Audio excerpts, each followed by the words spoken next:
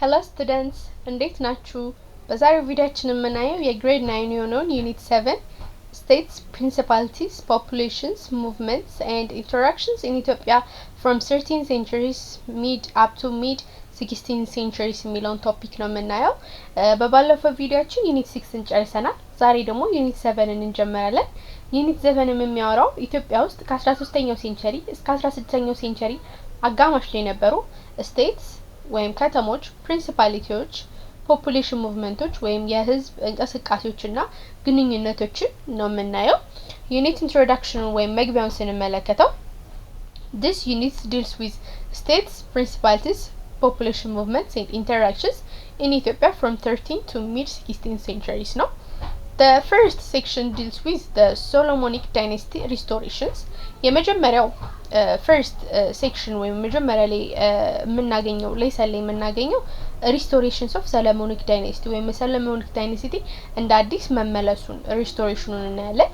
In the second section you will learn about Muslim sultanates such as Ifat, Fatagar, Dauro, Dera, Bali, Hadiya, Arbabani, Arababni, ሻካ አዳል ሁለተኛ ላይ ደግሞ የምናገኘው የሙስሊም ሱልጣኔት ሲሆኑ ወይ ሙስሊም ከተማዎች ሆኑ የምንላቸው እነ ኢፋት፣ ፋታጋር፣ ዳውሮ፣ ዳራ፣ ባሊ፣ አራባብኒ፣ ሻርካና አዳል እነሱ እንግዲህ መገኛ ቦታዎቹ እንዴት እንደተገኙ ይነግረናል። In the third section ሶስተኛ ሴክሽን ላይ ደግሞ የምናገኘው you will learn about conflicts between the Christian kingdoms and the Sultanate of Adal ሁለተኛ ላይ ደግሞ በክርስቲያን ኪንግደሙና በአዳል በሱልጣኔት ኦፍ አዳል መካከል ያለው ግጭት እንዴት ነበር የሚለውን እናያለን። In the fourth section አራተኛው ላይ ደግሞ you will learn about the societies and states in the central southern part of the country in the period ነው። አራተኛው ላይ ደግሞ የምናገኘው ምንድነው በኢትዮጵያ የማዕከላዊና የደቡቡ ክፍል ላይ በነዚህ ፔሪድ ጊዜ ላይ ነበሩ ህዝቦችና ስቴቶች እንዴት ነበሩ የሚለውን እናያለን። Also you will learn about the population movements of Afar, Somali, Argoba and Oromo. ሌላኛው ደግሞ ምንድነው የምናየው ሌላኛው ቀጣዩ ሴክሽን ላይ ደግሞ የምናገኘው ምንድነው የፖፑሌሽን ሙቭመንት ወይም የህዝብ እንቅስቃሴዎች አፋር የሶማሌ የአርጎባና የኦሮሞ እንቅስቃሴ እንዴት ነበር የሚለውን እንማራለን። እንደ 6 ሴክሽን ስድስተኛው ላይ ደግሞ you will learn about ኦሮሞ ገዳ ሲስተም ስለ ኦሮሞ ገዳ ሲስተም እንዴት እንደነበር እንማራለን። በመጨረሻ በሰባተኛ ላይ ደግሞ የምናገኘው you will learn about ኦሮሞ adoption system ኦሮሞዎች ጉዲፈቻ የሚያደርጉበት ሲስተም እንዴት ነው የሚለውን እናያለን። finally ደግሞ መጨረሻ ላይ ደግሞ the 8th section ወይም 8ኛው ሴክሽን you will learn about the egalitarian system of the governments የሚለውን እናያለን ማለት egalitarian systems of governments የሚለውን እናያለን ማለት ነው። ሶ learning outcome ምንድነው ስንል ወይም አንድ ተማሪ ይሄንን ዩኒት ሲማር ምን ይረዳል ስንል at the end of this unit በዚህ ዩኒት መጨረሻ ላይ አንድ ተማሪ ይሄንን ዩኒት ወይም ይሄንን ዩኒት 7 ሲጨርስ ምን ያውቃል ስንል examine the major characteristics of peoples, states, principalities in Ethiopia from 13th up to 16th century ኢትዮጵያ ውስጥ ያሉ ህዝቦችን ከተሞችን ፕሪንሲፓሊቲዎችን ምን አይነት ዋና ባህሪ አላቸው በ13ኛው እስከ 16ኛው ሴንቸሪ ላይ ያለው ሜጀር ካራክተሪስቲክስ ኤግዛማይን ያደርጋል። ሁለተኛ ላይ ደግሞ explain the major population movement expansion and integration in Ethiopia ሌላኛው ደግሞ ኢትዮጵያ ውስጥ ያለውን የሜጀር ዋና የሆኑ የህዝብ እንቅስቃሴዎችን ኤክስፓንሽንሶችን ወይም መስፋፋቶችን ኢንተግሬሽንስ ወይም ደግሞ ግንኙነቶችን ኤክስፕሌን እናደርጋለን እንዘረዝራለን ማለት ነው። ሶስተኛ ላይ ደግሞ identify the features of the relationship between Christian kingdom and the Muslim sultanates ሶስተኛ ላይ ደግሞ የምናገኘው የክርስቲያን ኪንግደሙና የሙስሊም ሱልጣኔት የነበራቸው ዋና ግንኙነታቸው ምን አይነት ባህሪ ያለው የሚለውን ታውቃላችሁ። በመጨረሻ ደግሞ ዲስከስ ኦሮሞ ገዳ ሲስተም ኦሮሞ ገዳ ሲስተም ምን ማለት እንደሆነ በስርዓት መናገር ትችላላችሁ ማለት ነው ይሄንን ሲጨርሱ። ሶ መጀመሪያ ላይ 7.1 ላይ የምናገኘው the Solomonic dynasty and the Christian kingdom from 13th up to 16th century ነው። ይሄ ሪስቶሬሽንስ ወይም ሰለሞኒክ ዳይናሲቲ የተመለሰበትና የስርወ መንግስቱና የክርስቲያን ኪንግደሙ ከ13ኛው እስከ 16ኛው ሴንቸሪ እንዴት ነበር የሚለው እንጀምራለን 7.1 ላይ ማለት ነው። The founder of this dynasty was a local ruler in Amhara called ይኩኖ አምላክ እንግዲህ የዚህ ዳይናስቲ ወይም የዚህ ሽሮ መንግስት የነበረው የአማራ መሪ የነበረው ይኩኖ አምላክ ነበር ይኩኖ አምላክ claimed to be the descendants of Aksumite kings እንግዲህ ይኩኖ አምላክ ዘሩን ከማጋገናኝቶ ወይም የማን ዘር ነው የመጣው ብሏል ከአክሱም ንጉሶች ነው የመጣው ብሏል እና accordingly he founded the so-called Solomonic dynasty using the legend of Queen of Saba and King Solomon እንግዲህ Solomonic dynasty የሚለውን ስያሜ ራሱ የሰጠው ይሄ legend of Queen of Saba እና ንጉስ ሰለሞን አፈ ታሪክ በመጠቀም ነበር this dynasty which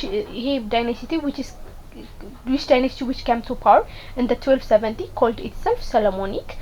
እናም ይሄ ዳይናስቲ መቼ ነው የመጣው በ1270 ነው የመጣው ስሙን ማናለ ሰለሞኒክ አለው እንግዲህ ካስታወሳችሁ የትኛው ዩኒታችሁ ላይ እንደሆነ ባላቅም እዚ ዩኒት ላይ ስንማር ስለ ሌጀንድስ ኦፍ ኩዊን ኦፍ ሳባ ተምረናል እንዲሁም የዛጉዌ ኪንግደም ይወደቀበትን ምክንያት ራሱ አውርተናል የዛጉዌ ኪንግደም አንድ ይወደቀበት ምክንያት ራሳቸው ከሰለሞኒክ ዘር ወይም የሚኒሊክ ዘር ስለሌለባቸው ነው ምንድነው የሚኒሊክ ዘር ካላችሁ የሚኒሊክ ዘፈርስት ነው ያልኩት ሚኒሊክ ዘሰከንድ ነው ሚኒሊክ ዘፈርስት ሚኒሊክ ዘፈርስት እና ሚኒሊክ ዘሰከንድ ይለያያል አስተውሱ ሚኒሊክ ዘሰከንድ አድዋ ድል ላይ የዘመተው ንጉሳችን ነው ሚኒሊክ ዘፈርስት ግን የኩዊን ኦፍ ሳባና የንጉስ ሰለሞን ልጅ ነው እንግዲህ ንግስተ ሳባ በንጉስ ሰለሞን እስራኤላዊ ንጉስ ሆኖ በንጉስ ሰለሞን ጥበብ ተማርካ እስራኤልን ልትጎበኝ በሄደች ጊዜ ስትመለስ ሚኒሊክ ዘፈርስትን ጸንሳ ነበር የመጣችው እንግዲህ ንጉስ ሚኒሊክ ዘፈርስት እንግዲህ ከዛን ጊዜ በኋላ በኢትዮጵያ ውስጥ ምን ይታመን ነበር የንጉስ ሚኒሊክ ዘፈርስት ደም ዘር ያላቸው ናቸው ኢትዮጵያን መምራት የሚችሉት ነበር የሚባለው በዚህም የተነሳ ነበር እንዲሁም አንድ የዛጉዌ ንጉስ ከስልጣን የወረዱበት ምክንያት ምንድነው ዛጉዌያኖች ሌጂቲሜት ሩል አይደሉም ወይም ህጋዊ የንጉስ ሰለሞን ወይም የንግስተ ሳባ ዘር የላቸውም ብለው ስለታመነ እነሱ ሲወድቁ ይኩኖ አምላክ ወደ ስልጣን መጣ ይኩኖ አምላክ ደግሞ ምን አደረገ ዘሩን ከማጋገናኘ ከነ አክሱም ንጉስ ጋር አገናኘና አክሱም ንጉስ ደግሞ ዘራቸው ከነ ሚኒሊክ ዘር ጋር ስለሚገናኝ እንደዚህ ያደረገ ስለዚህ ይሄ አፈ ታሪክ እንዲያው እስከ ኃይለ ሥላሴ እስከሚወድቁ ድረስ ስልጣን የሚይዙት ዘራቸው ከሚኒሊክ ዘፈርስት የተመዘዘ ነው ያሉ እንግዲህ ይሄ ሌጀንድ እስከ 1974 ድረስ ነው ቀጥሎ ነበር መሰለኝ አይ ዶንት ኖ እንትኑን እስከ 1974 ድረስ ቀጥሎ ነበር እና yes ይኩኖ አምላክ and his followers took his dynastic name to justify their legitimacy by claiming that ዛጉዌዎች were illegitimate yes አሁን ያወራሁት ነው ዛጉዌዎች ህጋዊ አይደሉም እኛ ህጋዊ ነን ሌጀንዱን ተጠቀሙት ማለት ነው similarly the Solomonic is placed in the quotation marked because the claim of descent of King Solomon of Israel is a legendary and cannot be historically proven ይሄ ሰለሞኒክ የሚለውን ስያሜ ኮቴሽን ማርክ ውስጥ ማስገባት አለብን ምክንያቱም ይሄ ንጉስ ሰለሞን እስራኤል ምናምን የሚባል ሌጀንደሪ ወይም አፈ ታሪክ ሂስቶሪካሊ በታሪክ እውነት ነው የሚባለው ነገር ፕሩቭ አልተደረገም አልታወቀም ነገር ግን however the claim was elaborated in the ክብረ ነገስት or glory of kings in the 14th century ክብረ ነገስት claimed that the Ethiopian rulers class descend from the line of Menelik the first son of Queen of Saba and King Solomon of Israel አሁን ዳውራት ነው የንጉስ ሰለሞንና የኩዊን ኦፍ ሳባ ልጅ ሚኒሊክ the first ይሄ ክብረ ነገስት የሚባል ወይም ግሎሪ ኦፍ ኪንግስ የሚባል በ14th ሴንቸሪ ላይ ኢላቦሬት የተደረገ ነገር አለ ምንድነው ዛለ የሚለው ግዴታ አንድ የኢትዮጵያ መሪ ወይም ስልጣን ላይ የሚወጣ ንጉስ ዘሩ ከሚኒሊክ ዘፈርስት መምጣት አለበት የሚለው አሁን ዳውራት አዘር ይዛት በዚህም የተነሳ ኢትዮጵያ ሞናርኪስ from ይኩኖ አምላክ to ሚኒሊክ ኃይለ ሥላሴ the first claimed descent from the ሚኒሊክ ዘፈርስት so አሁን ዳውራውት ነው እንግዲህ በዚህም የተነሳ ኢትዮጵያ ውስጥ የነበሩ ንጉሶች ከይኩኖ አምላክ አንስቶ እስከ ኃይለ ሥላሴ the first ድረስ ወይ ሚኒሊክ ኃይለ ሥላሴ the first ድረስ ሙሉ ለሙሉ ዘራቸው ከሚኒሊክ ዘፈርስት ጋር ያገናኙ ነበር የሚመጡት ማለት ነው in the 1270s በ1270 when it came to power the Christian king was confined to the territory of the southern Eritrea ትግራይ ላስታ and northern part of ሸዋ እንግዲህ በ1270 ይኩኖ አምላክ ወይም ክርስቲያን ኪንግደም ወደ ስልጣን ሲመጣ የክርስቲያን ኪንግደም ቴሪቶሪያቸው ወይም ግዛታቸው ሳውዘርን ኤርትራ ደቡባውን ኤርትራ ትግራይ ላስታና ሰሜናዊ ሸዋን ብቻ ያዘ ነበር From these areas ከነዚህ ቦታዎች ላይ ይኩኖ አምላክ and his successors such as አምደጽዮን began to expand the dynasty territory እንግዲህ ምንድነው ይኩኖ አምላክን ጨምሮና ከሱ በታች የሚመጡ ደግሞ ገዢዎች እንደ አምደጽዮን የመሳሰሉት እንግዲህ ዳይናስቲው ስረ መንግስቱን ወይም ይሄ ግዛታቸውን እያስፋፉ ነው የመጡት its territorial limit covered the ancient highland province of Aksum and Zagwe in the north እንግዲህ territorial ሊሚታቸው ደግሞ ይሄ የግዛት ገደባቸው ደግሞ እስኪ ድረስ ነው ሄደው ይሄ ancient highland የቀድሞ የአክሱምና የዛጉዌ የአክሱምን ከፍተኛ ቦታዎችንና የዛጉዌን የሰሜን ክፍል የያዘ ነበር it was also covered the regions of Gondar and eastern Gojam in the northwest Bizamo and Damot in the southwest Gurageland and Omotic populations of Welate and Gamo in the south and Ifat Fatagar Doro Hadia Bali in east and southeast ከዛም በኋላ ጎንደርንና ምስራቃዊ ጎጃምን በሰሜን ምዕራብ በኩል ቢዛሞና ዳሞትን በደቡብ ምዕራብ በኩል የጉራጌ ምድርንና ኦሞቲክ ደግሞ ፖፑሌሽንን ወላይታ ጋሞን ደግሞ በደቡብ በኩል እንደዚሁ ኢፋት ፋታጋር ዳውሮ ሀዲያ ባሊን ደግሞ በምስራቅና በደቡብ ምስራቅ በኩል ሄድ ነበር አምደጽዮን was the first Solomonic king አምደጽዮን የመጀመሪያው Solomonic king ሲሆን መሆን ሳይሆን ሆኖ who marked a wider and rapid territorial expansion policy በጣም the expansionist king ነበር የሚባለው ከሰለሞኒክ ንጉሶች ውስጥ በጣም በመስፋፋት ይታወቅ የነበረ ንጉስ ማን ነው ከተባላችሁ አምደጽዮን ነው ማለት ነው their main motives of expansions were economy and political to control the trade routes and territorial seizures ዋና አላማቸው ወይ ዋና መነሻ ፍላጎታቸው የነበረው ኢኮኖሚክና ፖለቲካ ማስፋፋት ፍላጎት ነበር የነበራቸው ወይም የንግድ በሮችን መቆጣጠር ነበር the control over the Zela trade route helped ይኩኖ አምላክ strengthen his economic power እንግዲህ ይኩኖ አምላክ ይሄንን የዜላ ትሬድ በሩን መቆጣጠሩ ያለውን ኢኮኖሚክ ፓወር እንዲያጠነክር አድርጎታል In turn, the economic strength helps to organize and sustain a strong army. So, ይሄ በዚህ ያገኘው የኢኮኖሚክ ጥንካሬ ደግሞ ምን እንዲገነባ አድርጎታል ምን እንዲያዋቀር አድርጎታል ጠንካራ የሆነ ጦር ኃይል እንዲገነባ አድርጎታል ማለት ነው as a result በዚህም የተነሳ the Christian kingdom controlled extensive territory during the regions of አምደጽዮን በዚህም የተነሳ እንግዲህ የክርስቲያን ኪንግደሙ ከፍተኛ የሆነ ከሰፊ የሆነ ግዛቶችን መያዝ ችሏል በኢምፐረር አምደጽዮን ጊዜ ማለት ነው the period also witnessed the expansions of trade leading to the flow of commodity to the coast በዚህ ፔሪድ ጊዜ ደግሞ ሌላ ምንድነው የታየው የንግድ መስፋፋት ነበር የታየው ከፍተኛ የሆነ የንግድ መስፋፋት ታይቶ ነበር flow of commodity ወይም እንደዚህ የንግድ የሚደረጉ እቃዎች ከኮስቱ ወደ ኮስት በደንብ ፍሎ ሲያደርጉ leading the flow of the coast ማለት ነው This economic and military strengths contributed much to his success in defeating his opponents and expanding his kingdom. ስለዚህ ይሄ ያለው ኢኮኖሚክ እና ሚሊተሪ ስትሬንግስ ወይም የሚሊተሪ ወይም የጦር ኃይል ጥንካሬ ኦፖነንቶቹን ጠላቶቹን ከማሸነፍና ኪንግደሙን ለማስፋፋት በጣም ጠቅሞታል ማለት ነው following the ends of the regions of ይኩኖ አምላክ following the ends of ይኩኖ አምላክ in the 1285 political instability caused constant power struggle among his sons and grandsons for succession ከዛም በኋላ ይኩኖ አምላክ በ1285 ይቅርታ ህይወቱ ካለፈ በኋላ ነው obviously የሚሆነው እሱ ካለፈ በኋላ ከፍተኛ የሆነ ፖለቲካ አለመረጋጋት ታየ ምክንያቱም በልጁና በልጅ ልጆቹ መካከል ስልጣን ለማያስኩቻ ይታይ ጀመረ ማለት ነው The succession problem seems to have been partly resolved in the 30s during the regions of Widem Ra'ad ነገር ግን ይሄ succession problem following the establishment of royal prison at the Gishan Amba located in the present day southern Wallo እንግዲህ succession problem ይሄ ስልጣን ለማያስኩቻ ችግር እንግዲህ በ13ኛው ሴንቸሪ ላይ ተፈታ ይመስላል በማጊዜ በዊድም ራአድ በተባለ ሰው ወደም ራአድ እንግዲህ በሱን ጊዜ royal prison ወይም ጊሸን አምባ የሚባል ወይም የንጉሰ ነገስታቶች እስር ቤት ተመስርቶ ነበር ጊሸን አምባ ይባላል አሁን ላይ በደቡብ ወሎ ክፍል ላይ ነው የሚገኘው according to the rule በህጉ መሰረት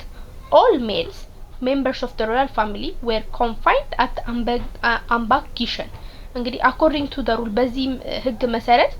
ሁሉም የሮያል ፋሚሊ ወይም የንጉስተ ነገስታት ወንድ ቤተሰቦች confined royal family were confined at the ambagation አንዱ በቃ አንድ መንግስት ስልጣን ላይ ከወጣ አምባጊሽን ውስጥ ይታሰራሉ ማለት ነው loyal soldiers to regaining monarchy guarded the royal family loyal prison በቃ ምን መሰላችሁ ለምሳሌ አምደ ጽዮን ከሆነ ስልጣን ላይ የሚወጣው አምደ ጽዮን ስልጣን ላይ ከወጣ ለይሄ እሱን ስልጣኑን እንዳይነኩበት ለሱ እሱን መተው እሱን ስልጣን እንዳይነኩበት ሹኩቻ እንዳይፈጠር ሙሉ ለሙሉ የሱን ስልጣን ሊጋፉት የሚችሉ የወንድ ንጉሰ ነገስታት አምባጊሽን ውስጥ ይታሰሩ ነበር ማለት ነው ሶ ይሄ አንዱ የተፈታበት መንገድ ነው ስለዚህ loyal soldiers to regain monarchy guided the royal prisonን እንግዲህ በደንብ የሚታመኑ ወታደሮች ናቸው የሚጠብቁት when the monarch died court dignitaries would send an army to royal prison to recruit the designated successor and put him on the throne ከዛም በኋላ ሞናርኩ ላይ ወይም ዘዋናው ስልጣን ላይ ያለው ንጉስ ህይወቱ ሲያልፍ ኮርቱ ምን ያደርጋል ወታደር በመላክ እዛ አምባጊሽን ውስጥ ወይም ሮያል ፕሪዝን ውስጥ የታሰረ አንድ ሜል ወይም የሱ ሰክሰሰር ዙፋኑን እንዲወርስ ይደረጋል ማለት ነው so this practice continued until ambaghishan was destroyed by Imam Ahmed Ibrahim al-Ghazi force in the 1540s እንግዲህ ይሄ አምባጊሽን እስከ መቼ ኢማም አህመድ ኢብራሂም አልጋዚ እስከ 1540 ድረስ እስከሚያጠፋው ድረስ ቀጥሎ ነበር ይሄ አምባጊሽን ሲስተም ማለት ነው from 1217 until the establishment of Gondar in 1636 the medieval monarchy had no permanent capital like Aksum or Lalibela እንግዲህ from ከ1270 አንስቶ በ1636 ጎንደር እስከምትመሰረት ድረስ ሜዲቫል ሞናርኪው በዛን ጊዜ ምንም ራሱን የቻለ ፐርማነንት የሆነ ካፒታል አልነበራቸው ወይ ዋና ከተማ አልነበራቸው ንጉሱ ተቀምጦ የሚኖርበት ለምሳሌ እንደ አክሱምና እንደ ላሊበላ አልነበረም instead they ruled over the vast territories through mobile courts for 2 centuries እንዲሁም በተቃራኒው እንዴት ነበር የሚያስተዳድሩት የነበሩ እየተንቀሳቀሱ ተንቀሳቃሽ ከተማ ነበር የነበራቸው ለሁለት ሴንቸሪ initially the center of restored dynasty was in today's South Wallo around ለቃ ሐይቅ ነገር ግን መጀመሪያ መነሻው ሪስቶርድ ዳይናስቲ ዋናው ሴንተር የነበረው የት ነበር ያሁን የደቡብ ወሎ ሌቅ ሐይቅ አካባቢ ላይ ነበር then however it gradually shifted southward to the districts of Menz Tegulet Bulga in the southern Shawa finally to the regions dominated by the great heights of Yerer and Zukala in the southern Shawa ነገር ግን ቀስ በቀስ ወደ ደቡብ በኩል ዲስትሪክቱን ያስፋፋ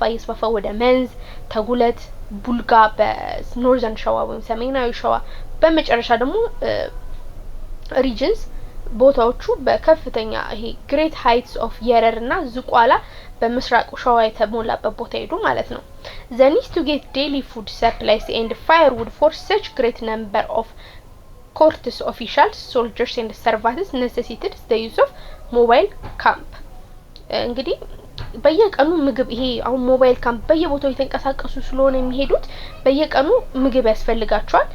የማገዶ እንጨት ያስፈልጋቸዋል እናም ደግሞ ያስፈልጋቸው ነበር ምክንያቱም ከፍተኛ የነበረው ከንጉሱ ጋር የሚሄዱ ከፍተኛ የሆኑ የኦፊሻሎች ባለስልጣናቶች አሉ ከዛ ወታደሮች አሉ ከዛ ደግሞ አገልጋይ ሰራተኞችም አሉ በቃ initially military motives promoted the Ethiopian ruling elites to change their capitals from mixed mobile settlements እንግዲህ በዋነኝነት ለምንድነው እንዴ የተንቀሳቃሽ ሲቲ የሚኖራቸው ለምንድነው አንድ ቦታ ሆኖ የማይመሩት ካለ የሚያደርጉበት ምክንያት አላቸው ምንድነው ሚሊተሪ ሞቲቭስ ነው ወይም ደግሞ changes their capitals from fixed to mobile settlements ይሄን ያደረጉበት ምክንያት የራሳቸው ምክንያት አለና ያደረጉበት ምክንያት ይሄ these mobile capitals were adapted in several ways በተለያዩ መንገዶች ነው they moved food supplies area rather than supplies being moved to the capitals ምን ያደርጋሉ they moved to food supplies rather than the supplies being moved to capital ምንድነው ምግቡ they moved to food ለምግብ አቅርቦት ወዳለበት ነው እንጂ የሚሄዱት ምግብ አቅርቦት ይዘው ወደ ካፒታሉ አይመጡ they impoverished their current hinterlands ከዛም they political integrations of Ethiopian come eventually to defend the political integrations of Ethiopia come eventually to depend on mobile center of polity ይሄ ፖለቲካል ኢንቲግሬሽን ወይ ፖለቲካል ግንኙነታቸው ራሱ eventually ሞባይል ሴንተር ላይ ሆነ ማለት ነው these three factors not only represented or adaptations to nomadic capitals but in turn made stabilizations of capital difficult ይሄ እነዚህ ሶስት ፋክተሮች ካፒታልን ኖማድ ምንድነው አዳፕቴሽን ላይ ብቻ ነበረን but in turn made stabilizations of official difficult capitals difficult ካፒታሎችን ወይም ዋና ካፒታሎችን ለመመስረት ከባድ አድርጎባቸው ነበር in other words the very adaptations to wandering capitals themselves had a feedback effect on the patterns of movement ይሄ በሌላ መልኩ አንድ ቦታ ሄዶ መለማመዱን አዳፕት ለማድረግ አንድ ቦታ ላይ ሄዶ እንዴት ነው ተመሳስለው ለመቆየት መቸገራቸው ሞባይል ካፒታል እንዲኖራቸው ለመንቀሳቀሳቸው ምክንያት ሆኖባቸዋል ማለት ነው they therefore continue to continuations of capital movement በመሆኑ ይሄንን ካፒታል ዋና ከተማቸውን ማንቀሳቀስ ቀጥለዋል ማለት ነው the physical environment of medieval cities was not pleasant the physical environment of medieval cities was not pleasant ይሄ በሜዲቫል ሲቲዎች የነበረው ፊዚካል ኢንቫይሮንመንታቸው ጥሩ የነበረ ነበር the cities were often dirty and smelled of animals and human waste ብዙ ጊዜ በሜዲቫል ጊዜ የነበሩ አካባቢዎች ብዙ ጊዜ ቆሻሻ አለባቸው ፕላስ ደግሞ የሞቱና የሰው ልጆች የተጸዳዱበት ቆሻሻ ሽታ ነበረ air pollution was also a fact of life በዛን ጊዜ ደግሞ በጣም የአየር ብክለት ነበረ even worse population came from the burning of firewoods ከዛም በላይ ደግሞ የአየር ብክለቱ ደግሞ ከማገዶ እንጨት ጭስ የመጣ ነው cities were also unable to stop water pollution especially from uneven cluttering ሌላኛው ደግሞ ሲቲ ከተሞች ደግሞ ከውሃ ብክለትም አሁንም የዳኑ ማስቆም አልቻሉም በተለይ ደግሞ የእንስሳቶች ቆሻሻ ነበር Such traditions of medieval period brought about deforestation because trees were cut down for daily requirements of the camp dweller. በዚህም የተነሳ እንግዲህ በሜዲቫል ፔሪድ ጊዜ በጣም ከፍተኛ የሆነ ዲፎሬስቴሽን ወይም የደን ጭፍጨፋ ነበር ምክንያቱም እነዚህ ካምፓቸውን ይዘው አይደለም የሚንቀሳቀሱት ንጉሱን ይዘው ሲንቀሳቀሱ እንግዲህ ከፍተኛ የሆነ የማገዶ እንጨት ያስፈልጋቸዋል ብለና ስለዚህ ለዛ ይቆርጡ ነበር ዛፎችን as a result በዚህም የተነሳ campsite and surroundings were abandoned በዚህም የተነሳ ካምፕሳይቶችና ሰራውንዲንጎች abandoned ተደርገዋል ወይም ቆመዋል ማለት ነው to effectively administer over this vast territory እንግዲህ በደም effectively በሆነ ወይም ስርዓት ባለው መንኩ ለማስተዳደር the Christian kingdom considered a feudal system of administration known as a gult system so በስርዓት ለማስተዳደር ጥሩ የሆነ አስተዳደር ለመፍጠር ክርስቲያን ኪንግ ደግሞ ምን አዲስ ሲስተም አመጡ ጉልት ሲስተም ይባል አስተዳደር አመጡ under this system በዚህ ሲስተም ምንድነው የሚደረገው state officials were guaranteed the right to collect tribute from the local peasantry called the gult right እንግዲህ ስቴት ኦፊሻሎች ወይም የስቴት ባለስልጣናቶች ምን እንዲያደርጉ መብት ይሰጣቸዋል ከገበሬው እዛ አካባቢ ላይ ከሚገኙ አካባቢዎች ላይ ከሚገኝ ገበሬ ታክስ ትሪቢዩቲ ወይም ይሄ ግብር እንዲሰበሰቡ ስልጣን ይሰጣቸዋል መብት ይሰጣቸዋል ጉልት ራይት was a right given to an official to share the product of the peasantry የማለትም ምንድነው ጉልት ራይት አሉ ጉልት ራይት ወይም የጉልት መብት ምንድነው ኦፊሻሎች ወይም ባለስልጣናቶች የከፔዛንተሪ ከሚያመርተው ላይ እንዲካፈሉ መብት ይሰጣቸዋል ማለት ነው an official given this right by the state was known as ባለጉልት or ጉልት ኦነር ስለዚህ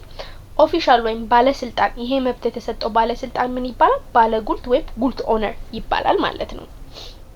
peasants were given to him based on his rank on the state hierarchy እንግዲህ ፔዛንቶቹ የሚሰጡት ባለው ሃይራርኪ በስቴት ሃይራርኪ በተሰጠው ራንክ ላይ ነው ደረጃ ላይ ነው the ባለጉልት enjoyed several political and economic privilege over the peasants under him እንግዲህ ባለጉልቱ የተለያዩ ፖለቲካም ሆነ ኢኮኖሚካል ፕሪቪሌጆችን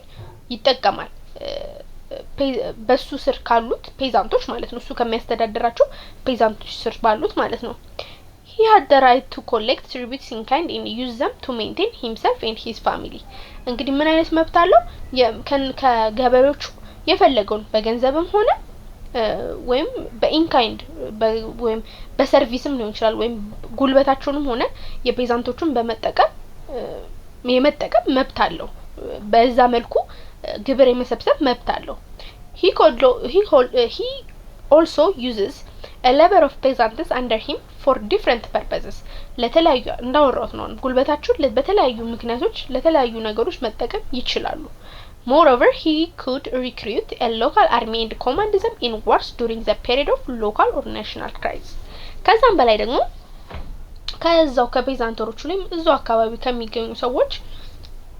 ሰው በመመልመል ጦር መመስረት ይችላል። እነዚህ ጦሮች ደግሞ የሚያገለግሉት ለመቼ ነው? ሀገሪቷ ውስጥ ችግር ሲፈጠር ማለት ነው። in return for all this privilege እንግዲህ in return for of the privilege the ባለጉልት was responsible for maintaining laws and order in his area እንግዲህ ሁሉ ነገር ተደርጎለት ባለጉልቱ ምን አይነት ኃላፊነት አለበት? እዛው የሚኖርበት አካባቢ ላይ ህግን በማውጣት ህጉን እንዲተዳደር ማድረግ አለበት። so this system immensely helped simplify administrating the vast certain empire by dividing into smaller units so ይህ ምን ያደርጋል?